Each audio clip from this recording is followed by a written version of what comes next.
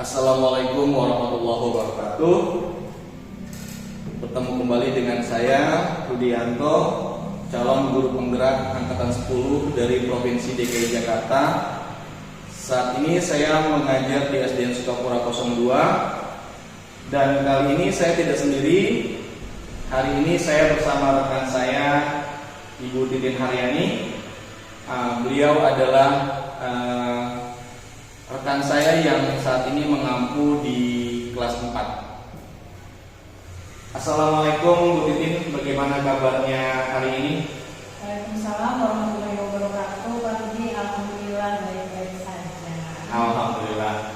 Jadi hari ini kita adakan percakapan observasi ya Bu Titin. Sebelum nanti saya akan mengamati jalannya proses pembelajaran yang akan Bu Titin lakukan di dalam kelas, atau sebelum saya melakukan proses supervisi di kelas.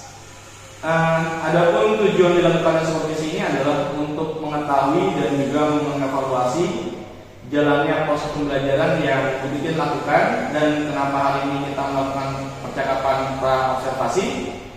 Hal ini dilakukan sebagai persiapan awal sebelum nanti Ibu melakukan kegiatan pembelajaran agar lebih siap dan lebih percaya diri sehingga memberikan pembelajaran yang terbaik bagi murid-murid Bu Titin. Ada beberapa pertanyaan yang akan saya sampaikan kepada Bu Titin. Yang pertama berkaitan dengan tujuan. Kira-kira apa nih Bu Titin tujuan pembelajaran yang ingin Bu Titin capai berdasarkan rancangan pembelajaran yang telah Ibu buat? Terima kasih Pak Rudi. Jadi saya sudah mempersiapkan modul ajar ya Pak. Di dalamnya sudah saya tuliskan tujuan pembelajarannya. Di situ saya akan memulai beberapa kegiatan melalui demonstrasi, ceramah, menyimak video, dan berdiskusi dengan tujuan agar peserta didik dapat memahami konsep dasar gaya dan pengaruhnya terhadap benda dengan baik. Jadi itu tujuan pembelajaran yang ingin tercapai ya Bu ya. Lalu bagaimana dengan area pengembangan yang ingin Ibu capai atau ingin Ibu lakukan observasi? Baik Pak, untuk area pengembangannya ada kemampuan sosial emosional. Jadi tidak hanya untuk peserta didik, tetapi juga untuk guru. Kemampuan sosial emosional ini terkait dengan kesadaran diri, manajemen diri, kesadaran sosial, dan kemampuan berinteraksi sosial. Juga kemampuan untuk mengambil keputusan yang bertanggung jawab. Selain itu, dalam pengelolaan kelas juga saya ingin menjadi lebih baik lagi untuk mewujudkan pembelajaran yang berdiferensiasi secara maksimal. Baik, jadi area pengembangan yang ingin dicapai itu ada dua ya Bu ya, yaitu aspek kemampuan sosial dan emosional pada peserta didik dan guru, juga pengelolaan kelas untuk mewujudkan pembelajaran berdiferensiasi yang maksimal ya Bu. Benar Pak. Nah, Bu Titin bisa nggak ceritakan sedikit saja bagaimana rancangan pembelajaran yang ingin Ibu terapkan di dalam kelas? Baik Pak. Jadi saya mulai dengan tahap menyusun modul ajar yang menggunakan hasil asesmen yang pernah saya lakukan di awal tahun semester. Gunanya untuk mengetahui kebutuhan belajar setiap peserta didik terkait dengan kesiapan belajarnya, profil belajar, dan juga minat belajarnya. Nah, saya juga menggunakan strategi pembelajaran berdiferensiasi agar dapat memfasilitasi semua kebutuhan peserta didik di dalam kelas. Nah, strategi pembelajaran ini terlihat dalam konten, proses, dan juga produk yang nantinya akan dilakukan dan akan dihasilkan oleh peserta didik. Oke, Bu Titin. Jadi rencana pembelajaran yang akan Bu Titin terapkan di kelas adalah menggunakan strategi pembelajaran berdiferensiasi pada konten, kemudian proses dan produk yang dikemas selaras dengan kegiatan-kegiatan yang meningkatkan kompetensi sosial emosional ya, dan juga terwujudnya karakter sesuai profil pelajar Pancasila. Benar ya Bu Titin ya? Ya, benar. Lalu bagaimana dengan media pembelajaran yang akan Ibu pergunakan di dalam kelas Bu? Jadi karena saya punya peserta didik yang beragam, maka saya menggunakan beragam media juga. Kebetulan di sini saya menggunakan dua, yaitu menggunakan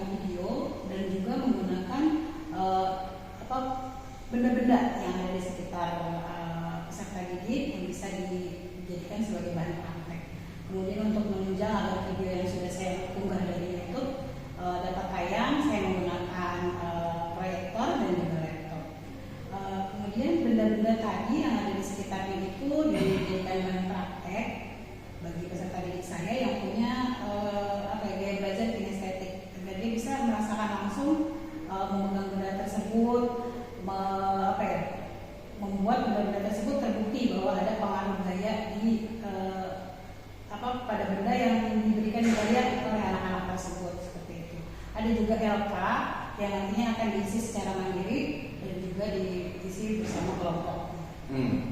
Menarik Ibu Titin. Lalu kira-kira kapan Ibu akan melakukan kegiatan pembelajaran tersebut? Di hari apa? Kemudian pada jam berapa? Ya.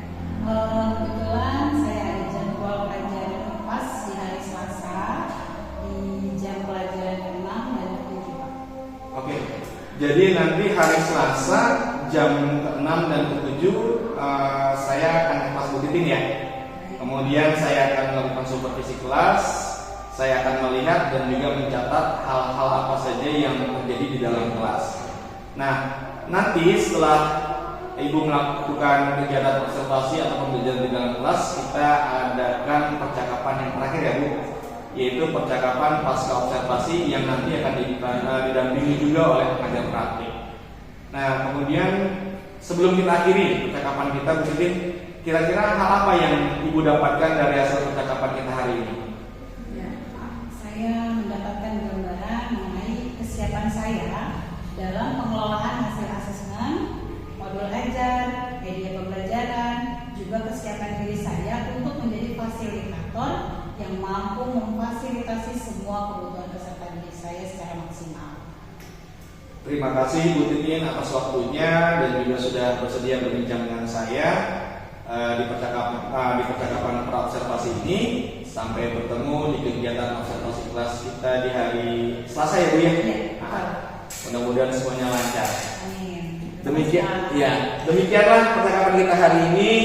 Sampai bertemu di kegiatan observasi kelas dan juga percakapan pasca observasi. Wassalamualaikum warahmatullahi wabarakatuh.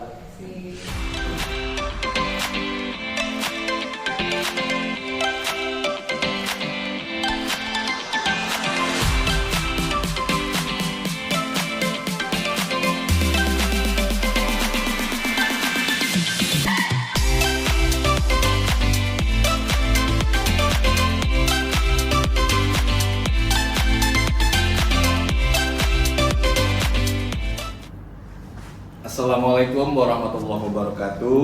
Bertemu kembali di percakapan pasca observasi bersama saya Rudianto, calon guru penggerak angkatan 10 dari SDN Sukapura 02, Kecamatan Cilincing, Kota Administrasi Jakarta Utara, Provinsi DKI Jakarta. Hari ini saya masih ditemani oleh Bu Titin Haryani.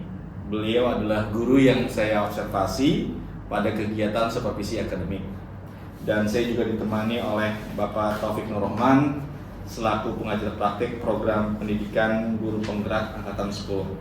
Assalamualaikum Pak Taufik, Bu Titin. Waalaikumsalam warahmatullahi wabarakatuh. Bagaimana kabarnya Pak Taufik? Alhamdulillah sehat. Bu Titin. Alhamdulillah. Alhamdulillah sehat semua. Izin Pak Taufik, saya akan memulai percakapan pasca observasi dengan Bu Titin. Silakan. Terima kasih. Bu Titin, terima kasih atas waktunya. Jadi hari ini kita akan melanjutkan percakapan kita yang sebelumnya. Yang sebelumnya kita sudah melakukan percakapan pra-observasi, kemudian kita sudah juga melakukan observasi, dan hari ini kita akan melakukan percakapan pasca observasi. Di percakapan pasca observasi ini saya akan memberikan pertanyaan kepada Bu Titin terkait dengan jalannya proses observasi kelas yang sudah saya lakukan pada saat Bu Titin melakukan supervisi akademik, dengan tujuan untuk mengevaluasi sejauh mana proses pembelajaran yang sudah Bu Titin lakukan.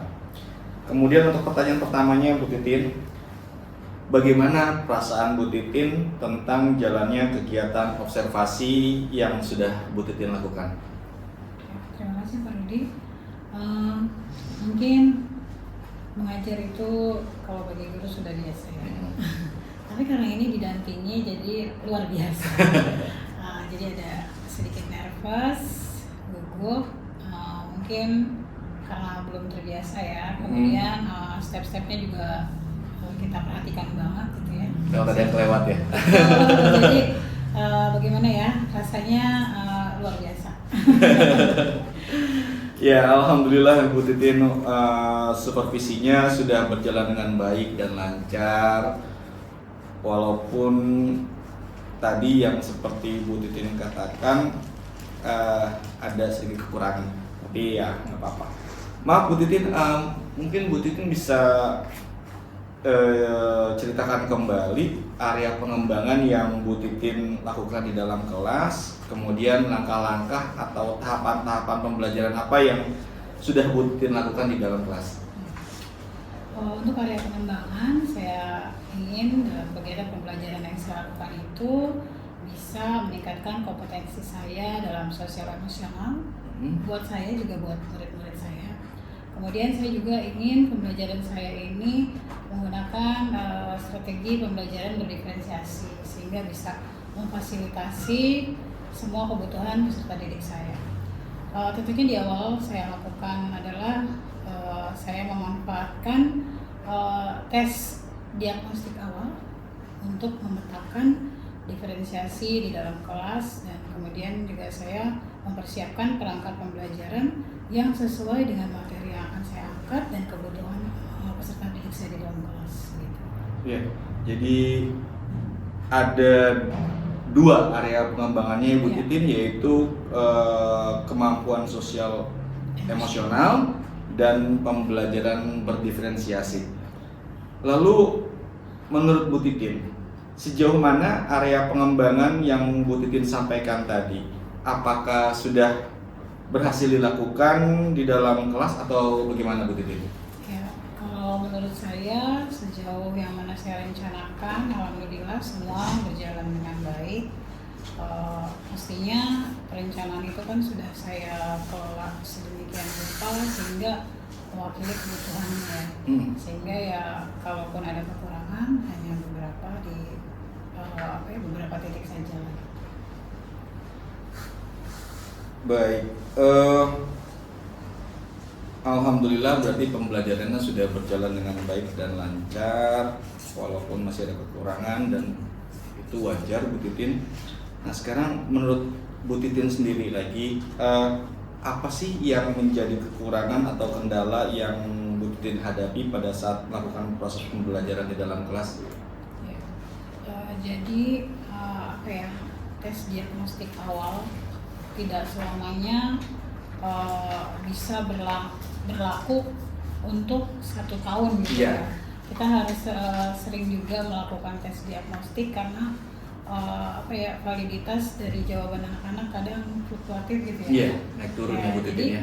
Kadang apa yang sudah kita rencanakan sesuai dengan pemetaan ternyata belum cukup untuk memfasilitasi semua kebutuhan. Jadi tetap saja ada beberapa anak yang kita sudah ajak aktif, dia masih belum termotivasi untuk ikut belajar aktif bersama teman lain.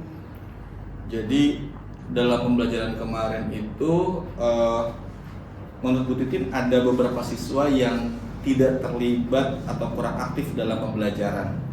Mereka mungkin seperti mengandalkan temannya gitu ya Bu Titin ya. Jadi tergantung dengan temannya.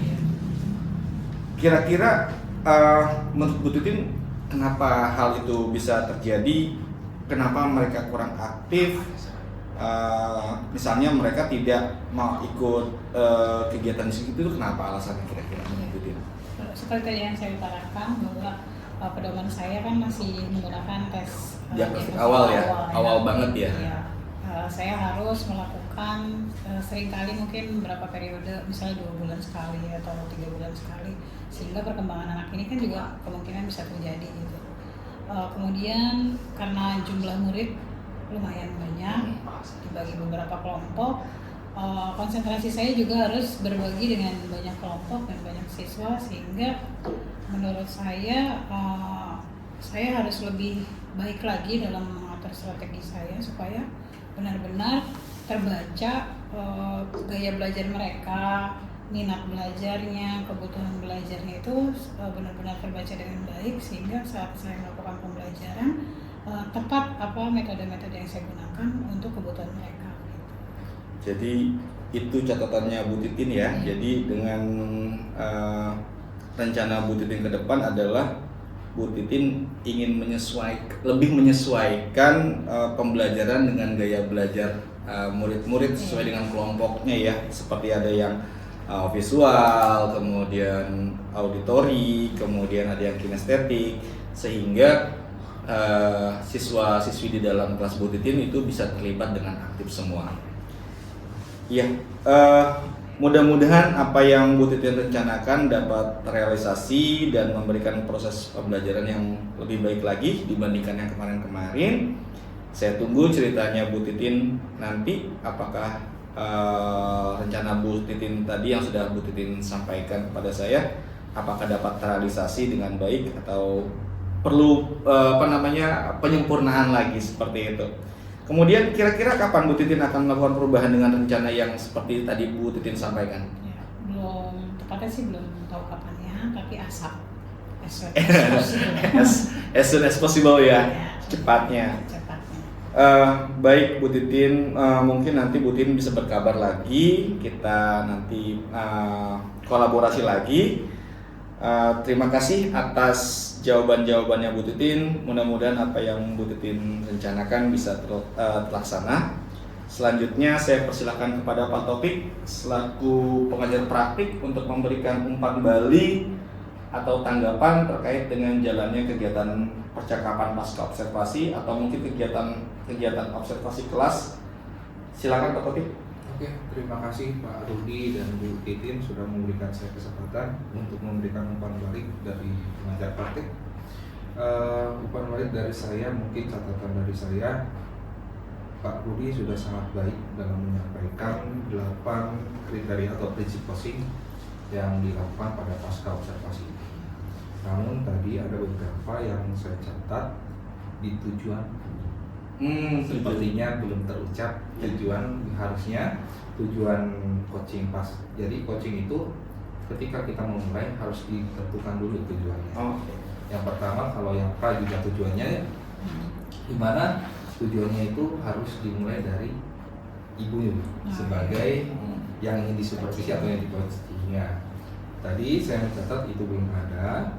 Lalu yang kedua itu adalah catatan hasil observasi mungkin tidak terlalu lengkap ya. Jadi memang yang paling mendominasi tadi adalah Bu Titin. Memang seharusnya seperti itu. Namun secara keseluruhan saya rasa sudah mencukupi, di mana ada 7 prinsip coaching yang sudah terpenuhi di sini. Jadi mungkin itu saja dari saya. Selalu belajar, di mana coaching ini mungkin nanti akan berguna bagi Bapak dan Ibu di kemudian hari. Mungkin itu saja, terima kasih. Baik, terima kasih Pak Taufik atas umpan balik dan tanggapannya terkait dengan kegiatan pasca observasi kita hari ini. Akhirnya rangkaian kegiatan supervisi akademik ini selesai, dimulai dari kegiatan percakapan pra-observasi, kemudian observasi, dan hari ini adalah pasca observasi. Sekali lagi saya ucapkan terima kasih kepada Pak Taufik, Bu Titin atas bantuan dan dukungannya selama ini.